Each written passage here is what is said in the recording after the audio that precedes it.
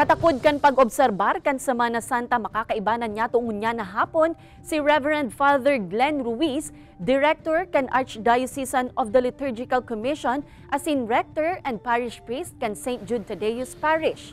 Diyos marahay na hapon po, Father Glenn. Diyos marahay na hapon man po sa Indogabos.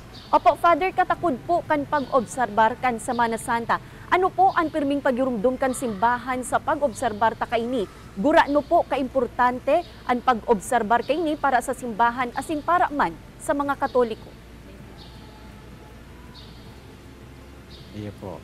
Ang satuya pong Semana Santa, yung pagpahayag kang pagtubod kan mga Katoliko, yun ang pinaka pagpahayag kang pagtubod. Kaya yun ang pinakapuso kan pagtubod kan mga Katoliko na kung saan tinatawaning doon ang pagirumdom sa pagsakit asin pagkagadan asin ang pagkabuhay ni Jesus kaya niyang minatao ting dakulang puso kang selebrasyon kang Semana Santa.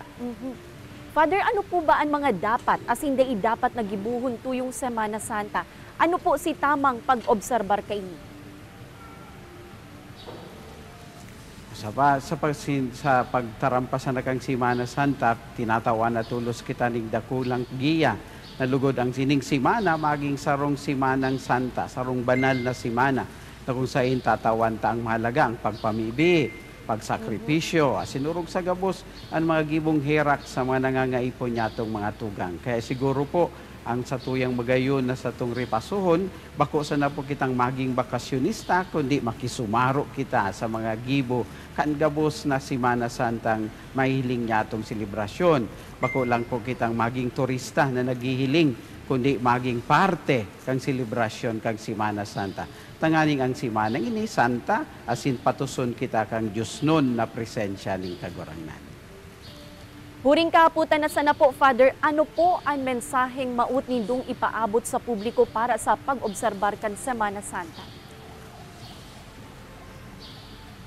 Sungunyan po ang sa pinakadakulang bagay na pagirumdom sa pagsilibrar niyato kang Semana Santa, lugod sa laog na ini kang sarong simana, kita magkaigoning pagbabago ning buhay, asin makuha niya to ang pano asin dakul-dakul na biyaya. Sabi nga ni kan tagob-tagob ning pagkakataon ning biyaya ang Semana Santa. Kaya makukuha tayo ni sa selebrasyon.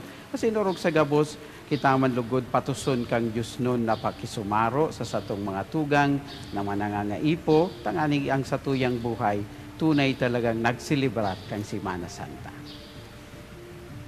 Alright, Diyos mabalos po, Father Glenn Ruiz.